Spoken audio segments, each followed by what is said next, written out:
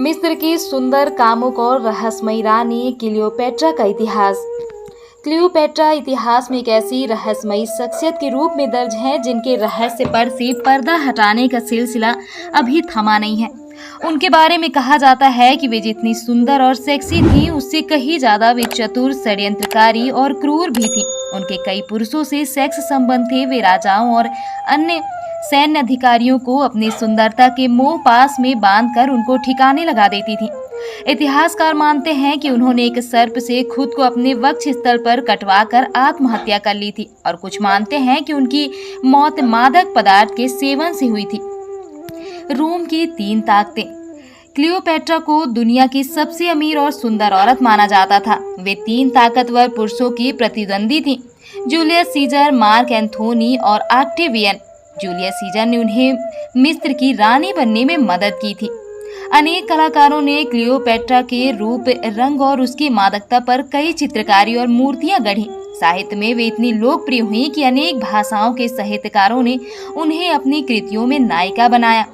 अंग्रेजी साहित्य में 3 नाटककारों शेक्सपियर, ड्राइडन और बर्नार्ड शॉ ने अपने नाटकों में उनके व्यक्तित्व के कई पहलुओं का विस्तार किया।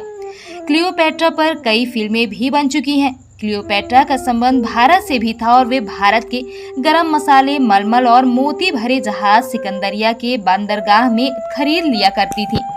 क्लियोपेट्रा कॉकेशियन अफ्रीकी। लंबे समय से यह माना जाता रहा है कि मिस्र की पूर्व रानी की यूनानी मूल की थी, लेकिन विशेषज्ञों ने उनके बहन के अवशेषों के आधार पर यह पता लगाया है कि उनके भाई बहन आधे अफ्रीकी थे। इसका मतलब कि क्लियोपेट्रा यूनानी कॉकेशियन नस्ल की नहीं बल्कि आधी अफ्रीकी थी। पूर्व में बीबीसी ने इस पर एक वृत्त चित्र Cleopatra portrait of a killer को प्रदर्शित किया था। इसमें तुर्की के इफेसस स्थित एक मकबरे में मानव अवशेषों की खोजों का विश्लेषण किया गया है। मकबरे का फॉरेंसिक तकनीक के साथ मानव विज्ञान और वास्तुशास्त्रीय अध्ययन करने के बाद विशेषज्ञ इस बात पर सहमत हुए हैं कि इसमें पाया गया कि नरकंकाल क्लियोपेट्रा की बहन राजकुमारी अर्सिनोई का अवशेष है। इस अध्ययन दल का नेतृत्व करने वाले अष्टियाई विज्ञान अकादमी के पुरातत्व विज्ञानी हाइक थुए ने बताया कि जांच से यह पता चला है कि अर्सिनोई की मां एक अफ्रीकी थी। यह खुलासा सचमुच में एक सनसनीखेज बात है, जो क्लियोपेट्रा के परिवार तथा क्लियोपेट्रा और अर्सिनोई के बीच रिश्तों पर एक नई रोशनी डालता है। सुंदरता के लिए गधे का दूध। इतिहास में क्लियोपेट्रा का जिक्र बेहद खूबसूरत यौवना के तौर पर किया जाता है और इसके लिए वे गधे के दूध का इस्तेमाल करती थी। वे नहाने के लिए हर रोज करीब 700 गधे का दूध मंगाती थी, जिससे उसकी त्वचा खूबसूरत बनी रहती थी। हालिया हुई खोज में यह बात साबित हुई है कि तुर्की में हुए एक अध्ययन के अनुसार एक शोध के दौरान जब चूहों को गाय और गधे का दूध पिलाया गया तो गाय का दूध पीने वाले चूहे ज्यादा मोटे नजर आए। इससे यह स्पष्ट होता है कि गधी के दूध में गाय के दूध की तुलना में कम वसा होता है, जो हर लिहाज से बेहतर होता है। तो फिर कहीं की भी महारानी हो, वह तो ये पसंद करेंगी ही। 5 भाषाओं की ज्ञाता। कहते हैं कि क्लियोपेट्रा को 5 भाषाओं का ज्ञान था और वह एक चतुर नेता थी।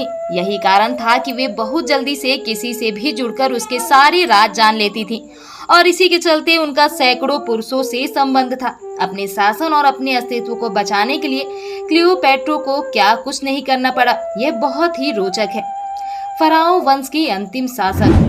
कहते हैं कि क्लियोपेट्रा ने 51 ईसा पूर्व से 30 ईसा पूर्व तक मिस्र पर शासन किया था। वह मिस्र पर शासन करने वाली अंतिम फराओ थी। वह अफ्रीकी, कॉकेशियस या यूनानी थी, इस पर आज तक शोध जारी है। कहते हैं कि जब क्लियोपेट्रा 17 वर्ष की थी तभी उनके पिता की मृत्यु हो गई।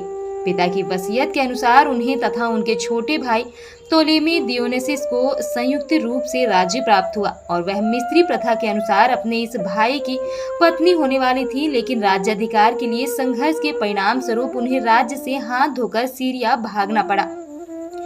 जूलियस सीजर का साथ।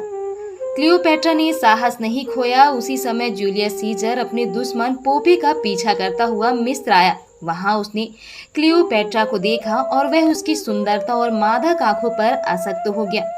क्लियोपेट्रा की सुंदरता के जाल में फंसने के बाद वह उसकी ओर से युद्ध कर उसको मिस्र की रानी बनाने के लिए तैयार हो गया।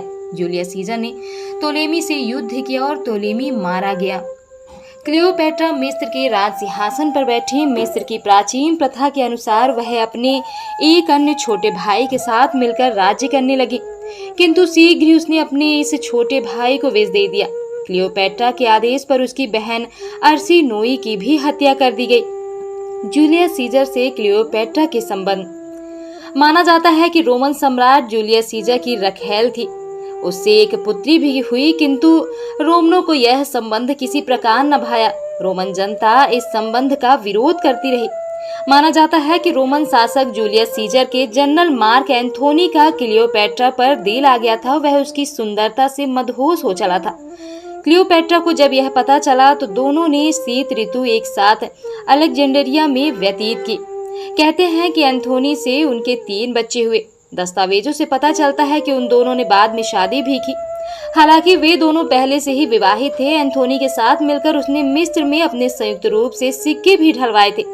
44 ईसा पूर्व में जूलियस सीजर की हत्या के बाद उसके वारिस गायस ऑक्टेवियन सीजर का एंथोनी ने जब विरोध किया तो उसके साथ क्लियोपेट्रा भी थी। दोनों ने मिलकर रोमन साम्राज्य से टक्कर लेने की योजना बनाई, लेकिन दोनों को ऑक्टेवियन की फौजों से पराजित होना पड़ा।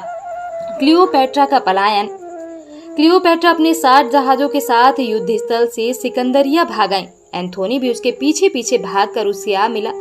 बाद में ऑक्टेवियन के कहने पर क्लियोपेट्रा ने एंथोनी को धोखा दिया। ऑक्टेवियन के कहने पर वह एंथोनी की हत्या करने के लिए तैयार हो गई। एंथोनी को उसने बहला फुसला कर साथ साथ मरने के लिए तैयार किया और वह उसे समाधि भवन में ले गई जिसे उसने बनवाया था। वहां एंथोनी ने इस भ्रम में कि क्लियोपेट्रा आत्महत्या कर चुकी है, अपने जीवन का अंत कर लिया। क्लियोपेट्रा की मौत एक रहस्य। कहा जाता है क्लियोपेट्रा ऑक्टेवियन को भी अपने रूप जाल में फांस कर खुद की जान बचाकर फिर से मिस्र की सत्ता प्राप्त करने की योजना पर कार्य कर रही थी, किंतु जनश्रुति के अनुसार ऑक्टेवियन क्लियोपेट्रा के रूप जाल में नहीं फंसा और उसने उसकी एक डंक वाले जंतु के माध्यम से हत्या कर दी। तब वह 39 वर्ष की थी। लेकिन क्या यह सच है? क्लियोपेट्रा की मौत के बाद मिस्र रोमन साम्राज्य का हिस्सा बन गया। हालांकि कुछ लोग मानते हैं कि उसने एंथोनी को धोखा नहीं दिया। उसने एंथोनी के सामने ही सर्प से डंक लगवाकर आत्महत्या कर ली थी और जब एंथोनी ने देखा कि क्लियोपेट्रा मर गई है तब उसने भी आत्महत्या कर ली, क्योंकि वे जानते थे कि हमें कभी भी ऑक्टेवियन या उसके सैनिक मार देंगे। मादक पदार्थ के सेवन से हुई मौत। जर्मनी के एक शोधकर्ता ने दावा किया है कि प्राचीन मिस्र की विख्यात महारानी क्लियोपेट्रा की मौत सर्पदंश से नहीं बल्कि अधिक मात्रा में मादक पदार्थों के सेवन से हुई थी। यूनिवर्सिटी ऑफ ट्राइवर के इतिहासकार और प्रोफेसर क्रिस्टाक सेफर ने अपने आधुनिक शोध में दावा किया है कि अफीम और हेमलॉक सफेद फूलों वाले विषैले पौधे के मिश्रण के सेवन की वजह से उनकी मौत हुई थी। क्लियोपेट्रा का निधन अगस्त 30 ईसा पूर्व में हुआ था और हमेशा से यही समझा जाता रहा है कि उनकी मौत कोबरा सांप के काटने से हुई थी। समाचार पत्र टेलीग्राफ ने क्रिस्टाक के हवाले से कहा, महारानी क्लियोपेट्रा अपनी खूबसूरती के लिए मशहूर थी और इस बात की संभावना कम ही है कि उसने मौत के इंतजार में खुद को बदसूरत बनने दिया होगा। मिस्र के अलेक्जेंड्रिया शहर का दौरा करने वाले क्रिस्टाक ने वहां कई प्राचीन चिकित्सा ग्रंथों का अध्ययन किया और सर्प विशेषज्ञों की राय ली। उनका कहना है क्लियोपेट्रा अपने मिथक को बनाए रखने के लिए मौत के समय भी खूबसूरत बनी रहना चाहती थी। उन्होंने बताया, क्लियोपेट्रा ने संभवतः अफीम, हेमलॉक और अन्य पदार्थों के मिश्रण का सेवन किया होगा। उस काल में इस घोल को चंद घंटों के भीतर पीड़ा रहित मृत्यु के लिए पिया जाता था, जबकि सर्पदंश की स्थिति में कई बार प्राण निकलने में कई दिन लग जाते थे।